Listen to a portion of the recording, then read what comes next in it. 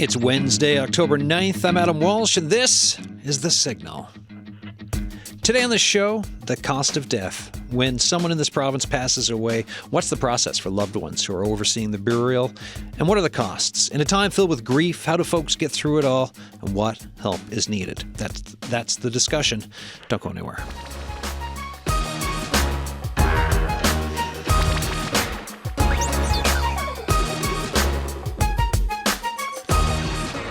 So we've had a few emails on this topic, right? Asking about The Signal doing a show around the costs of death for once folks pass away for the burial. So just to remind you, in case you don't know, in March of this year, CBC News began reporting on an increase in the number of bodies going unclaimed and stored in a St. John's Hospital's freezer units, often because families can't afford the cost of a funeral. Now, that reporting was done by Anthony Germain and Mike Moore, and Elizabeth Whitten has done numerous follow-ups on the topic. And for folks who cannot afford a burial, the grief that comes with the loss of a loved one is obviously compounded, right? And there are folks in this province who have gone through this, folks going through this now. So I just want to recognize that part before we step into what's going to be a wide-ranging conversation. So in the next hour, you're going to hear from a death doula. You're going to find out what that is actually as well. You're going to get a provincial look at things with a bit of a rural focus there, and a national look at funeral services. To kick things off first, though, Elizabeth Whitten, my CBC colleague, is here. Thanks for coming in. Thanks for coming on The Signal. This is your first go at it, eh? It is. I think I was grabbed for Weekend AM once, so I'm not in this part of the building very often. I'm upstairs with the web team. Well, I'm glad you found your way down into the studio. I ask this question whenever I bring reporters into, when it digs into some of the reporting that they've been doing.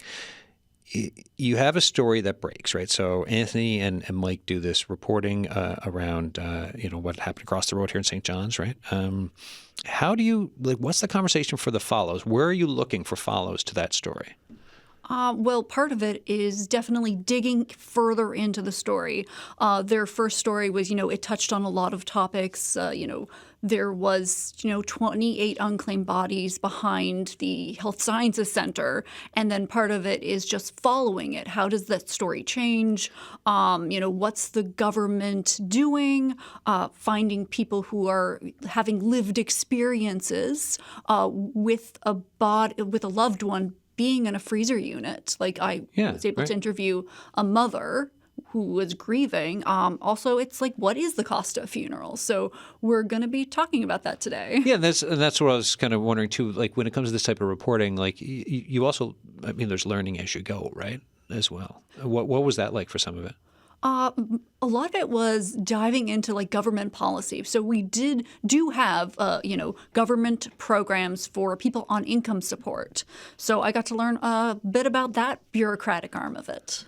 Yeah, so I always find it interesting, right? So a story breaks, and it's kind of those questions of, okay, what's the dollars and cents side of this? What's perhaps the accountability side, the human impact, and then also there's stories that will happen where as you go along, you're like, well, gosh, didn't know this would even come out of these follows, and then you go down that road, and then it's television, online, radio, you name it, right? It goes out from there. So folks, as we do this show today here on The Signal, as we move through this conversation, if you have thoughts you want to share with us or an experience just around the cost perhaps of a burial or questions as you're listening to these guests that we have on, text us 709-327-8206.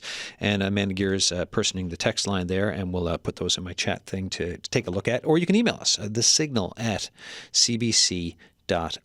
So I mentioned my CBC colleague Elizabeth Whitten is with us. Heather Spratt is also with us, founder One Step Beyond End of Life Services. Heather Spratt, welcome back to the show. How you doing? Great to be here. Thank you for touching on this delicate but important topic. Yeah, and this is the balance we're working on today, right? Like I said, it's a wide-ranging conversation, but it's delicate yet important. And before I get you to explain what a death doula is, the delicate side of this is something people like myself included. It's not everyone wants to talk about this stuff, eh? Yeah, and I think it's important to just acknowledge the fact there may be people listening who are in active grief right now, and this could be a very difficult show to listen to. Yeah. So while we're talking as professionals who deal with this on a daily basis, there are many people living this, and it's important for them to be very kind to themselves. Thank you for that. What is a death doula? A death doula is somebody who supports folks planning for or going through their end-of-life stages. And that can be the person themselves thinking about their eventual end or facing an imminent end-of-life situation, or it can be their loved ones that are supporting them. And a death doula will help them navigate that end-of-life journey. Anything non-medical. So basically anything to do with helping you get your finances in order, creating legacy projects, planning for your end-of-life celebration, deciding where you want to be, who do you want to be with, how do you want it to go. All really important stuff. Yeah, and stuff that we often don't think about. No. I often say, people have an accountant to do their taxes and they have a landscaper to do their lawn, but they don't have a professional helping them with one of the biggest things they'll ever experience. Yeah, I was. This will show you my headspace when I was younger. Okay, when I was in the reserves, when you join the military, you had to fill out a will. Right now, I was turning 19, going to basic training. So I left, I think, my stereo system to my buddy Mike, and didn't think about it again. The other day, getting ready for this show, I was like, never did update that. Should probably get around to it. That stereo system doesn't exist anymore, and my life is obviously so much more complicated. And there are thoughts that I would have around the end for me and what I would like to see done. So I'm really glad we're doing the show today, because this is all good food for thought for not just myself, but obviously so many other people. And speaking of not just yourself, it is important to have your wishes known and respected. Yeah. And a doula can help you even clarify what those wishes are. Some people need a little help even figuring out what it is they do want. Yeah. But the other side of it is doing this in advance really helps the people that you're leaving behind. Because it makes it so much easier for them not to have to try to ascertain what you wanted, but to actually know your wishes and just have to carry those out. How does one become a death doula? There are several ways. Personally, I took a course through Douglas College, and I had been a home hospice volunteer for many years before that. And then there's a lot of continual professional development that we all do. There's quite a big community of doulas across Canada. What's missing is the community of clients. There's many of us who want to provide these services. Not so many people know what we do and that we're here to help. Before we're going to go to our next guest on the phone, but also open conversation if you want to jump in. It's all there throughout the whole hour. But when, that word death, what does it mean to you now compared to before? When you, just your thoughts around it. Yeah, to me, pardon me, death is something I'm very comfortable with. Yeah. And to me, it's a very natural, and it is indeed, whether you like it or not, a very natural thing that's going to happen to 100% of us. It's the last chapter for everyone. Yeah. 100% of the people we love. So to me, it just seems like a very sensible thing to become comfortable with. But I also acknowledge that for many, many people, it is a topic that can be almost anxiety-producing, or they could be even death-phobic. So it's something our culture here hasn't done a good job at making us comfortable with.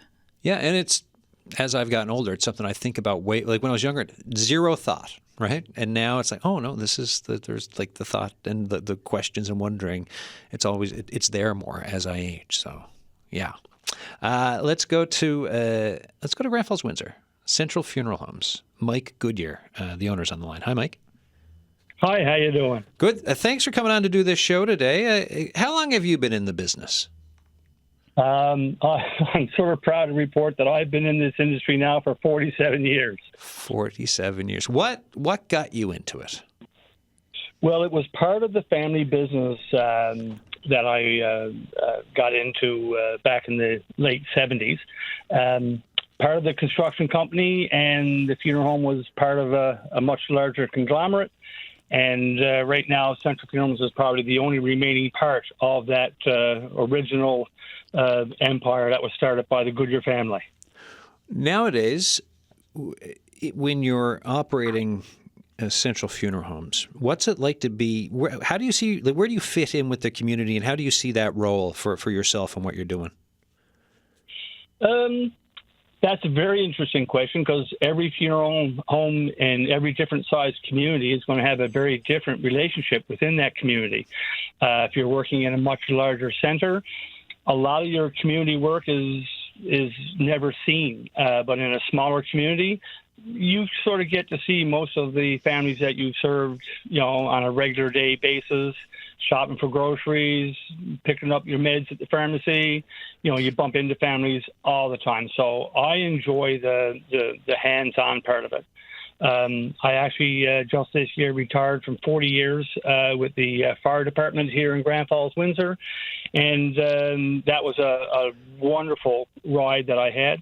And I'm also a very active member of our Rotary Club here in Grand Falls, Windsor. So there's still lots of community things that I get to be involved with.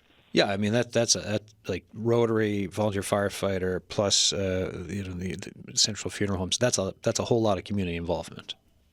I enjoy it. Yeah. I enjoy where I sit, and I was talking with a colleague this morning that any day that I can help someone, flat tire on the side of the road, little things like this is a good day. Elizabeth, I know. You've spoken with Mike before. I'll let you jump in on some of the conversation. Yeah, you mentioned a desire to help people. So for you, what do funerals give people from your 47 years in that industry? It has evolved. Back when I first started, it was pretty much cookie cutter. Everybody sort of did the same thing. All the families expected the same thing. Every funeral home supplied the same thing. Now we're looking at very large celebrations of life and the person. And there's been a number of occasions where I've driven a Harley Davidson up the ramp of my funeral home to have it in the chapel alongside of a person who absolutely enjoyed bike riding their life, and Boston Bruins jerseys hung up and things like this. So we try to make it a little more tailored to each family's experience. And everyone is absolutely unique. We've had many occasions where the family dog is welcome during the visitation. And, pets are very, very welcome here. Well, that first time you got the request for the Harley Davidson, what was that like for you? Or the first time you started to get these more unique requests? Yeah, it was actually my suggestion, because I knew the gentleman who had passed, and Okay. he was an avid bike rider. Wow. It was in the winter, and I mentioned to the family, why don't we bring in his bike? And there was silence in the room, and people were reaching for the box of tissues. Wow. So me and a couple of guys went up, and we shoveled out the snow away from his shed. We bought the bike down here. We washed it, cleaned it, and dried it. And, of course, I drove it up the ramp of the funeral home into the chapel. And, it was spoken about by many, many people. So it's happened time and time again. We had a gentleman pass away a couple of years ago who, 4 years before his passing, sold his bike. Well, I knew the person that bought the bike, so I had the bike bought into the funeral home for his visitation. And, the family was just absolutely in awe that his motorcycle was sitting beside him in the chapel. Heather Spratt, you're doing some nodding there. Just tell me about the nodding. Oh, totally. It's so great to hear Mike being so supportive and creative and actually bringing options to his families. I'm a funeral celebrant as well, and I often sit with folks and help them plan their service. And some people take great comfort in the kind of traditional rituals and following through on what's expected. But many others are really, really heartened to hear that they can be super creative. I'm sure we've all been to services with really unique and bespoke song choices. Instead of, Ecclesiastes, it's a Taylor Swift song lyric, or, you can be as creative as you want. And the nice thing is, if you plan ahead, you can do this for your own service. Beth? Yeah, I just wondered, Heather and Mike could bring some interesting perspective on, why do you think people are kind of wanting this more individualized celebrant of life that reflects them, rather than like, this is the cookie cutter, this is how we've always done it, insert coffin. Why do you think that's changing? Oh, because the dynamics of our citizens have changed. And what was done before was good for the time, but the times have changed, and the funeral industry is changing with it. And those who keep up, will enjoy bringing differences to each service to reflect the person and the family that they're representing. And I think it's amazing. We ask families to turn our chapel into their living room, and we've had bales of hay and saddles and buck hawthorn plants and everything in our chapel. And the other thing is, it doesn't necessarily need to be in a funeral home or a chapel. Folks often are surprised to learn that they can have their home funerals and what's called family-led death care. And by family, it doesn't need to be your biological family. It can be your chosen family. I'm talking more broadly about loved ones. But you can do a lot of this at home. What we often recommend is, and a lot of people like, are kind of a hybrid approach where you're working with a doula, with a funeral director, but doing a lot of it at home. So you may have the funeral director help you with transportation, and the doula helps you with the celebration in the home. Decide what kind of, you might want kind of an old school traditional wake that 100 years ago would have been totally normal here in Newfoundland and Labrador, less than 100 years ago. Mike, when you're doing, you mentioned like bales of hay and like we talked about the motorcycle side of it. Afterwards, like what do you see when it comes to closure and the celebration of family around for the life of a loved one? When you do that, when you're open that way, and folks get to have that end on like ritual and the honoring of someone in the way which you're kind of laying out there. Yeah, not every service ends in a cemetery. Yeah. And we're finding this more and more now that people are scattering cremated or aquamated remains in a favorite place or spot. There's a lady that had her husband put in like 50 different pill bottles. And whenever she goes on holidays, she brings one with her and scatters it on the beach that she's enjoying. So her husband is literally getting a trip all over the world over the years. Some people have their cremains put into fireworks. You can make mementos. You can make a vinyl record. You can do all kinds of things. Wow. Yes. I did not know that. Mike, I'm wondering, when it comes to costs, what, like, for folks in this province, or in this case, central Newfoundland, what's the range of costs on your end of it that people can run into? Of course, it's dependent on exactly which way the families wish to move forward, but they range anywhere from $4,000 to $15,000, depending on how the family wishes to go with either aquamation, cremation, or traditional, or a combination of both. So it's wide and varied, and each family has to approach this at their own level of financial comfort, emotional comfort, mental comfort. All have to be in harmony, hopefully to make the closing of one chapter and opening of the next to be as smooth as we can make it. How have things changed for those the different types, whether it's cremation or from burial? What have you been noticing for some of the changes, or I guess the ranges of who's choosing one option compared to another as the years have kind of gone by in your career and to get to where we are now? Well, when I first started, cremation was pretty much unheard of. The only crematorium that the province of Newfoundland and Labrador could use was in Dartmouth, Nova Scotia.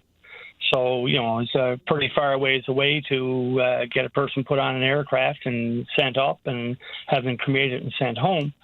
So it was only in the mid-'80s that a first crematorium was actually put in place in St. John's. And, of course, since then they've spread out. And now, of course, we've also spread into a cleaner technology of aquamation as an option for families who wish cremation as well. What is that? Can you explain that? Aquamation is using water and alkali to get the exact same result as a cremation. In a cremation, everything organic is burned away. In aquamation, everything organic is reduced to its simplest molecules and rinsed away. And what's the cost difference there then from like cremation to the other way? Well, aquamation uses less energy, so it is a slightly less expensive than cremation. Our cost here is about a $200 difference because it's just $200 in energy that we don't need to spend. When we started this show talking about the news from the spring, right, of folks who can't afford burial for their family members. I just wonder, in someone in your position, when you hear about something like that happening, just where do your thoughts go and I just think of just the impact that it can have around a grieving time, and then to have folks who cannot afford a burial. Right. It isn't a difficult time when families are faced with this. There are social nets that would help capture most of this, but sometimes those social nets take weeks to be put in place, and most times the funeral's in 3 days. So, quite often there's, the families would have to come up with some sort of payment to help with the funeral home to move ahead to do a funeral or to do any arrangements. Sometimes the social net is ready and we get verification from them right away that the payment is coming from advanced education, and everything proceeds as normal. We understand that it is a difficult time. Most of the families that we deal with, we have wonderful communication with them, so everybody is on the same page, and we find mostly it moves ahead at a proper pace. Elizabeth, any more questions for Mike before we let him go? Yeah, I guess, you mentioned that alkaline hydrolysis is something you offer, and I think you might be the only place in the island or the first place, but what appeals to people about alkaline hydrolysis? Because that's a new technology a lot of listeners might not have heard of. Well, it's actually an older technology. It's over a century old, but it's only probably the last 20 years it's been used in the funeral service for this application. From what I understand, we are the only funeral home in Atlantic Canada that has started down this path. So far, I've diverted over 160,000 pounds of CO2s from the atmosphere in central Newfoundland, which I think is a move in the right direction. We have families that have called us from all ends of the province and have prearranged with us because this is the way they wish to go. It leaves the smallest carbon footprint of our demise, and it's also it has zero impact on Mother Nature. She does not have to do anything to bring us back to herself, and that's a couple of components that we thought about, and that's why we went this route. I would not want to live next to a crematorium, so I can't see making friends and families live next to one. So with this procedure, there's no offense to anybody at any time, and that's we're good with that. And before I let you go, Mike, one final question. We got a text that just came in, and this is for yourself and also Heather. It says, "Hi, Adam and guests. A couple of ideas. So, what about having green funerals? So, and you're touching on this right now as you're talking, obviously. And then, and the cost of a funeral. Why not just have folks and lay them in the ground to decay? And I know there's probably some really good answers around that, and I'm glad I got you on the line for it. So, go for it. Yeah. If you go through the environmental impact, not just carbon footprint, but the environmental impact, an earth burial in a casket is probably not the best. Cremation is number 2. A green burial is number 3. But aquamation is number 4. In a green burial, Mother Nature still has work to do, but it's not anything outside of what you can handle. Now, if you have a very large area of hundreds and hundreds of green burials, I can see Mother Nature having a bit of a more difficult time. But, green. I'm not aware of any green burials within the province of Newfoundland and Labrador at this time. Now, there could be, but I'm just not aware of them. But that is a larger environmental footprint than aquamation. Aquamation so far is the least amount of footprint. Mike Goodar, thanks for taking time to chat with us about this today. Problem. Right, I'm absolutely happy. Happy to be part. You have a good one. Cheers. Thank you. Central Funeral Homes there, owner Mike Goodar, Grand Falls, Windsor, right? So we've got that local, provincial perspective. Folks, this is The Signal. As I mentioned in my promos into today's show, we're talking about the cost of death, the cost of burial services in Newfoundland and Labrador and beyond. And, it's a time of grief. It's a time where there's a lot going on, and that pressure and stress can be compounded given sometimes affordability or just given everything that has to be done. So this is the conversation we're having here today. As you're listening to us, if you have thoughts for us or questions, 709-327-8206 is the text line. Give us a text, like Don from Salmon Cove just did, or you can email us, thesignal@cbc.ca. My guests here in studio, we've got my CBC colleague, Elizabeth Whitten, Heather Spratt, founder, One Step Beyond End of Life Services. Heather's also a death doula. Heather, any thoughts just there on the end for what we're talking about with Mike? Yeah, I know a lot of people are really interested in green burials, and they are becoming more and more common in Canada. It's a wonderful way to be returned to the earth, which I think aquamation is very, very environmentally friendly. But green burials are also, I think, very compelling for people who like the idea of having that connection to the land, to the earth.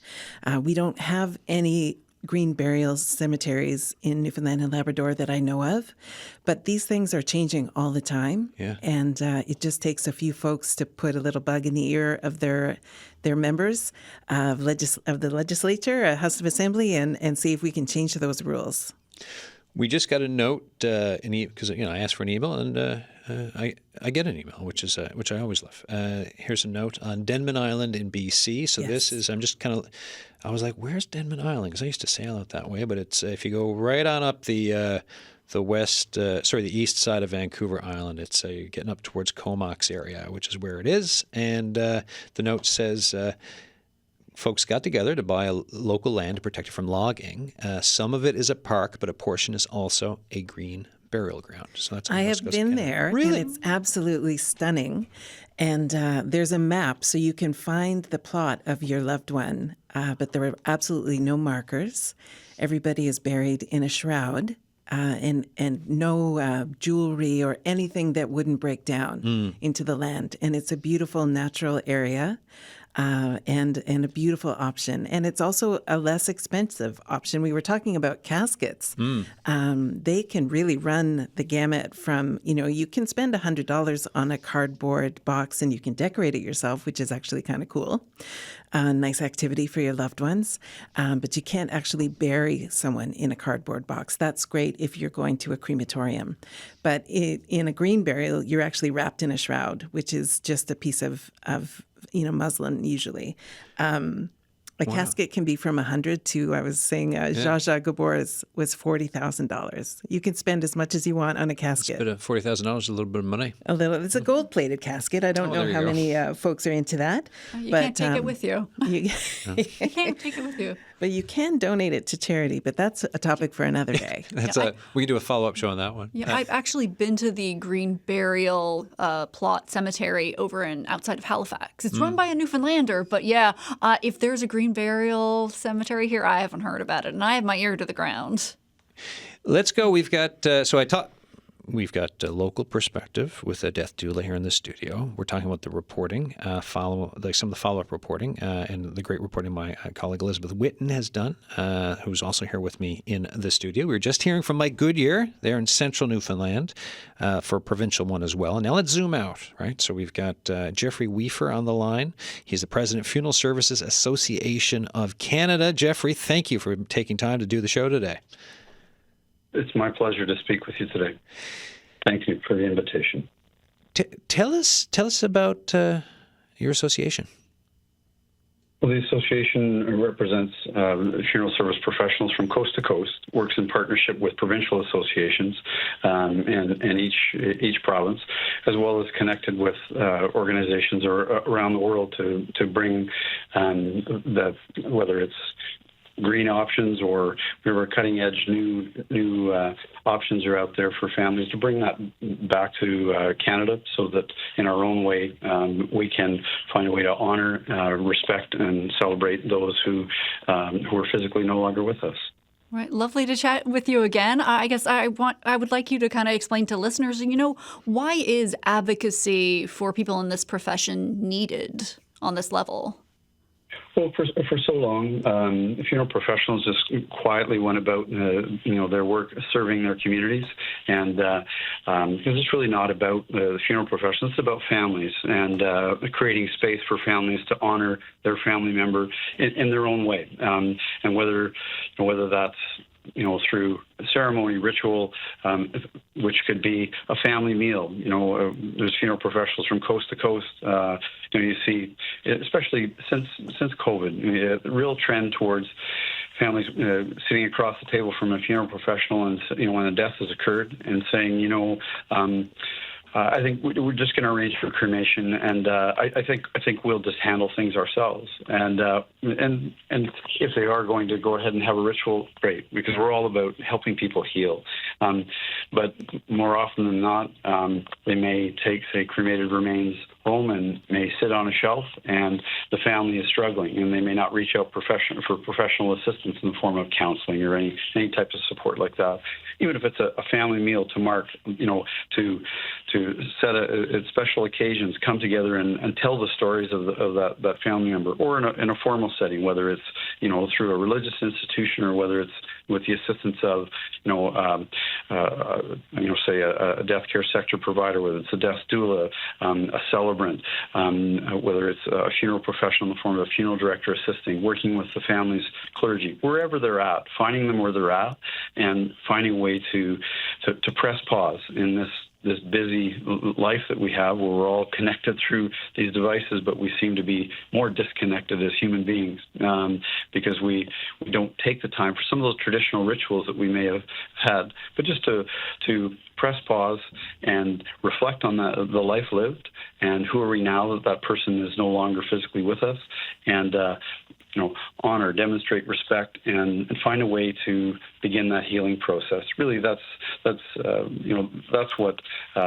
why I began 30 years ago in this profession, is to help people heal, and it can come in so many different forms. And there are a wide range, and with your other guests, you were speaking on a wide range of options for families, from an economic point of view, from the nature of the ritual itself, and whether it's the disposition, whether it's burial, cremation, resumation, acclimation. There's so many different options, and consumers really need to educate themselves and have a conversation, because too often, folks, we're in a death denial culture, and people don't have a conversation about that in advance, and and then they're left because they haven't discussed one's wishes, and there are many advantages to having a conversation in advance and even taking the steps to plan, and whether it's just putting pen to paper, or whether it's actually arranging services in advance.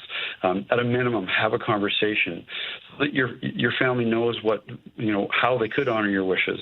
All too often, I know myself personally, many funeral professionals across the country sit with families who say, well, my family member, my father, he didn't want any fuss.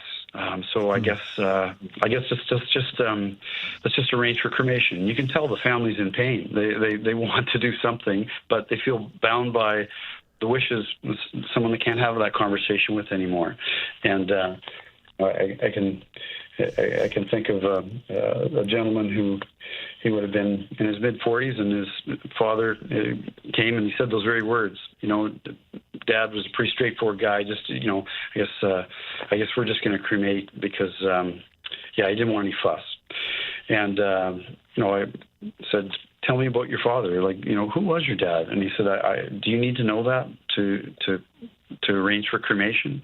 I said, let's just go for a walk. And took a walk around, my particular facility. And I'm from Saskatchewan, so I'm in the middle of the prairies. And we walked around a reception area, nice and bright, and the sun pouring in. It doesn't look like a typical funeral home. It looks like someone's very comfortable home that can host a group and a patio outdoors. And I asked him again, who was your father? And he said, I don't understand the question. And I said, well, if I were to look at an 8x10 glossy picture and the key elements of who your dad was, I would be represented in that picture. What would be a picture on his a great day for your dad? And he said, well, I don't know, Jeff.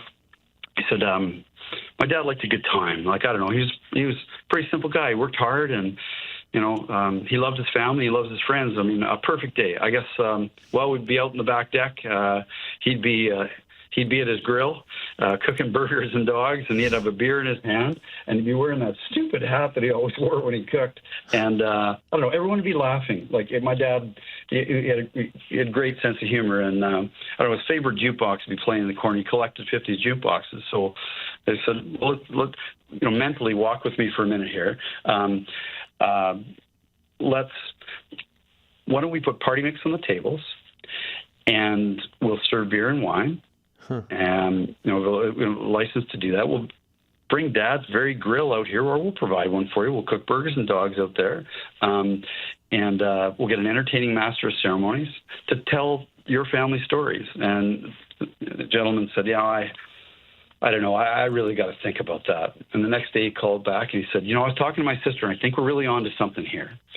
And so we created an evening to remember, evening to remember their father. We utilized his name, and we invited all his friends.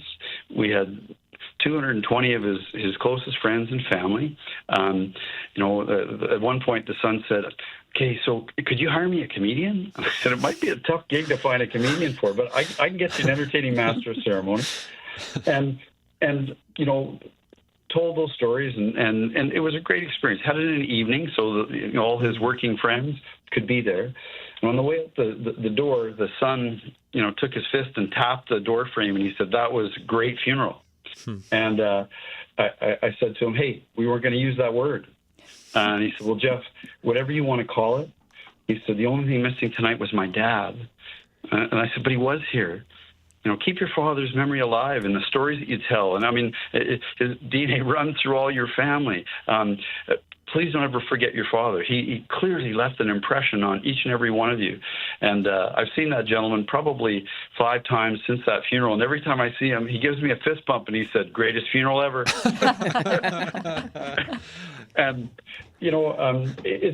it's not about, we see images in the media and TV and high profile folks where there's, state funerals and things like that. And absolutely, folks, totally. That type of thing does take place. But we also see families that say, I don't want my grandma's funeral like that. That's we're just not doing that. Can we do a come and go tea? Can we go out to an outdoor space? I had an elderly gentleman who he was in his early 90s, and it's just he and his wife. They didn't have children. He kept saying, "I just wanted my wife to see our paradise one last time." I said, "Well, tell me what you're speaking of about the paradise." It was their backyard. They loved to grow flowers, and it was their sanctuary, and they had birdhouses and all that type of thing. So we took his wife's casket right to the backyard, had chairs set out for them, and their neighbors, who had supported them as they aged, all came over, and we had a full viewing, a visitation in their backyard. And he said, "Yeah, that's exactly what my wife wanted, just one last opportunity to be in her paradise." Thank you for that. So it doesn't necessarily have to cost a tremendous amount of money. If you've got a creative funeral professional that you're sitting down with, and a family who has taken the time to educate themselves. And online, as we know, there's lots of information out there.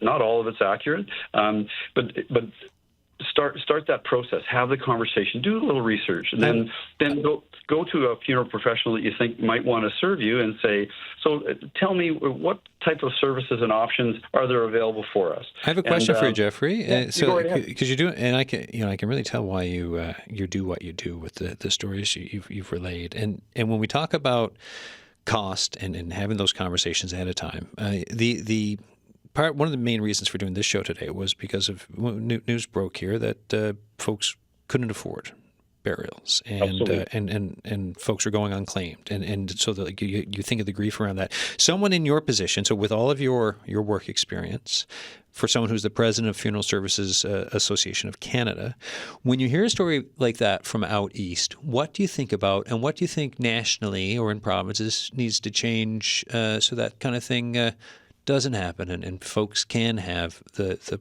proper mourning process?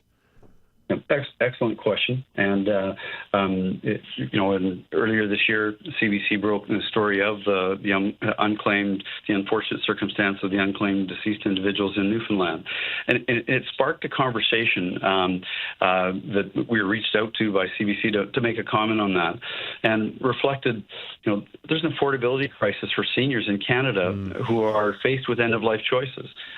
I mean, everyone is experiencing financial pressures, but seniors in particular, you're on a limited income or a fixed income, and you're facing end-of-life choices. Maybe you've planned for them, maybe you haven't. The first social safety net, and I and many funeral professionals have sat across from, families who say, "Well, oh, Dad, he paid into Canada Pension that. I think there's like a death benefit. I think his funeral is taken care of." And when you explain to a family that the death benefit, CPP death benefit in Canada has been frozen in time for 27 years at $2,500. It was $3,580 in 1997, and then the government cut that down to $2,500 and froze it. Huh. And if they had left it at $3,580 and indexed it, in today's value, that would be about $6,500.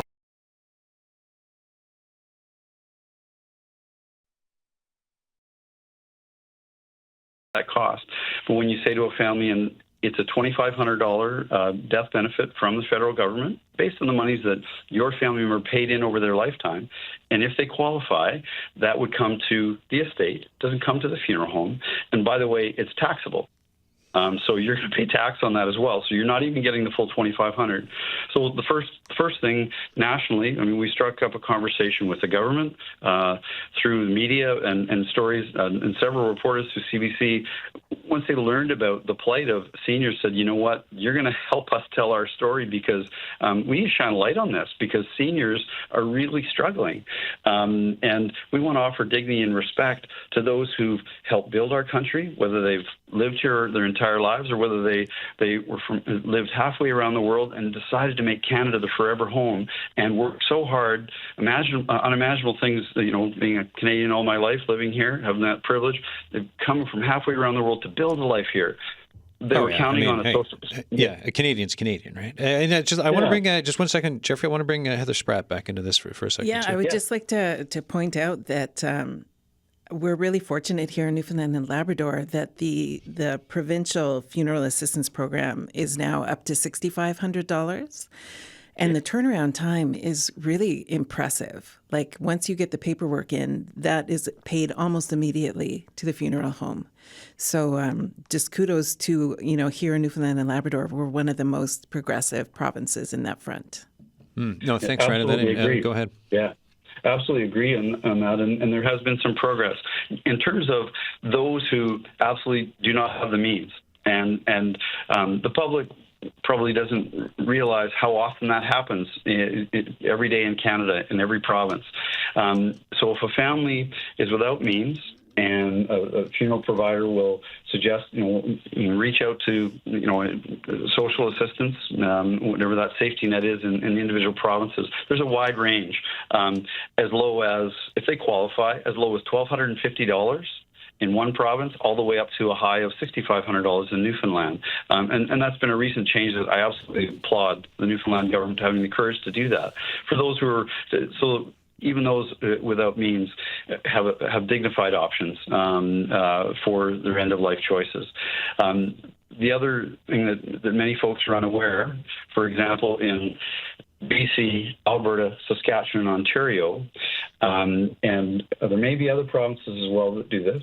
If, for example, someone has paid into Canada Pension and they qualify for the Canada Pension death benefit, but they've perhaps lived beyond their savings and they have no more assets, and they really, all they have is a Canada Pension death benefit and maybe old age security. If the family applies and they qualify, for example, in Saskatchewan, they would receive a $4,500 grant towards their final expenses. However, if they have paid into that Canada Pension, the provincial governments in all those provinces I mentioned claw that back. So they take the $2,500 from Canada Pension death benefit, and the family does not receive that. It goes to offset their provincial budgets for social assistance. And the public is unaware, and the media that's spoken with that over the last few months, they're unaware, and it is a significant issue. There's a couple initiatives that are working on in Canada that will affect all Canadians. There's a member of Parliament in Ontario, Michael Goodar, who has tabled a private member's bill to exempt the contract that a family would enter into for funeral services, exempt that contract from GST, so that it would help lighten the burden for a family who may be struggling with affordability.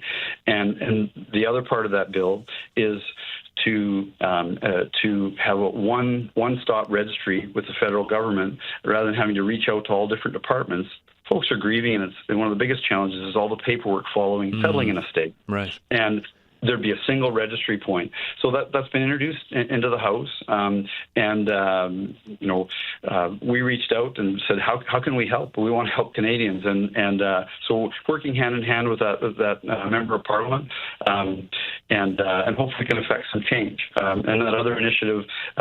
After the budget was released this spring, Chrystia Freeland stood outside the House in a media scrum, and because of the media pressure and initiated originally with CBC and many others across Canada, but it began with CBC earlier this year, talking about that affordability crisis for seniors.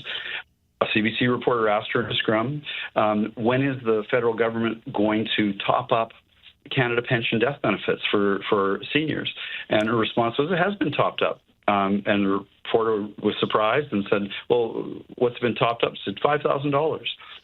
So it took 2 months to get the information out of the finance department, but they said, to qualify for that $5,000, you have to never have received a single Canada Pension payment, and also have no survivors. Well, that represents almost no one in our population. So obviously there's still advocacy and work that left to be done here. I will say, Jeffrey, thanks for bringing the ins and outs of what's available, the red tape, all of that, and from federal to provincial look. I mean, it is great to have you on the show to give us some of that insight. And before, I just want to ask for both of you as well, I'll go back to Heather on this, and I'll go back to you on the human connection side, right? So we're going through costs, we're going through red tape, we're going through political promises, where things are. There's some of the realities that folks face, but for each of your positions. And you've both already talked about this in the show, but what's the work like around each time for connecting? Heather, I'll go with you for like connecting with a family. Like, is there something like how do you kind of approach that to make that connection? And when do you notice that you're making good progress with a family in such a difficult time?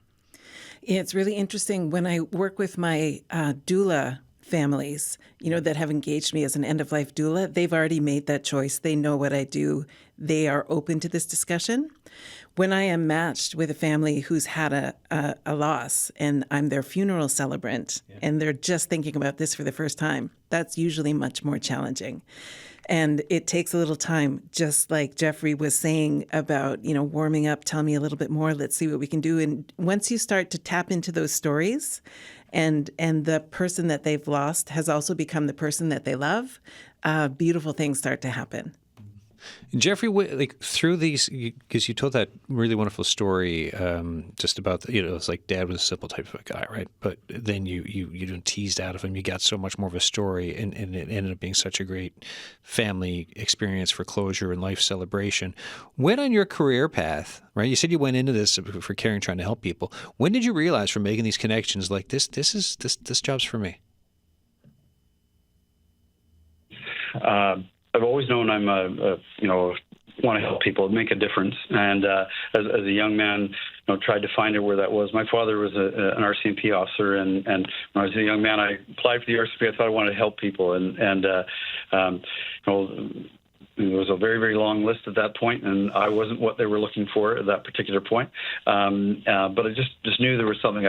I did other work that just it didn't seem to matter, and eventually I thought funeral service would be an intelligent career, and if that's all it was, it would not have sustained a 30-year career for me. It's really knowing each and every day that it's an absolute privilege to walk with families through the experience of loss, and it's a common experience. We're all going to experience loss in our lifetime, and not everyone has the courage. As the outstanding contributor you got on the show is a death doula and a celebrant. The funeral professionals like her and others, wherever they come to the work, have a profound opportunity to positively impact a family and set their grieving patterns perhaps for their entire lives. It might be their very first experience, but it was early on in my career that when you have the privilege of serving someone and the work can be very humbling, but when you have someone who says, at a gentleman, they just walked in, didn't make an appointment, and someone said, look, there's a family just walked in, could you see them? Absolutely. Tap on the door, walk in, and you know that someone has passed away, but you have no reference point with the family, and you find them where they're at. And every family, and right within their families, they're all in a different place. In that particular situation, I said, I'm Jeff, how can I help? And the son looked at me very angry and said, we're here to make funeral arrangements. I said, certainly, do you mind me asking who has passed away? And he said, my father. I find them where they're at. I get that he's angry, but I said, we've got about a minute, by the way. So okay, so I'll make it real quick. I'd say offer my condolences, and he said, well, what do you care? You don't know my dad, and you're just here making money off death. And he clearly didn't understand who I was, because that's not why I do what I do. Full circle, serve the family. After the service, before he leaves, said, can I speak with you privately? And I said, absolutely. And he said, I want to apologize for the words I used earlier. He said, I just didn't get it, Jeff. I didn't understand. I didn't understand what you were able to do for my family. And he said, I'm sorry my dad never got to meet you, because he would have really appreciated what you did. And I said, I'm sorry that you've lost your father. And, there are people across the country, there's good and bad in every profession, but folks who want to help others. And the final word that I would say, simply have a conversation. Start that within your family. We're in that death denial culture. Have a conversation surrounding end-of-life choices so at least your family knows. Begin there. And Jeff, thank you for that. We'll have to leave it there. I appreciate you taking time for this and for sharing everything on the show today. Thank you so much. That's Jeff Weafer, their Funeral Services Association of Canada president. Heather, any final thoughts? 30 seconds left here for you today. I'll echo what Jeff said. Plan ahead. Make your wishes known. Don't find yourself vulnerable, when you've had a loss and you need to make critical decisions when you're in that state, and reach out for help. Thank you for that. Thanks for coming in on this. It's not the easiest discussion to always be having, but it's an important one, so I appreciate your expertise too. Thank you. And Beth, thank you so much for being here today and talking about your reporting. Thanks. All right, everyone. That is it for today's show. Thank you so much for listening. If you have thoughts you want to share with us, call the Signal line and leave a message, 709-576-5260. Email us, the Signal at cbc.ca. Tomorrow, there's a lot of talk about crime in our communities lately, so we're going to talk about that. What are municipal leaders hearing and seeing? What should we consider when it comes to protecting the most vulnerable? And a look at the path forward. We are asking you to tell us about the reality in your community. That's tomorrow on The Signal. Cheers.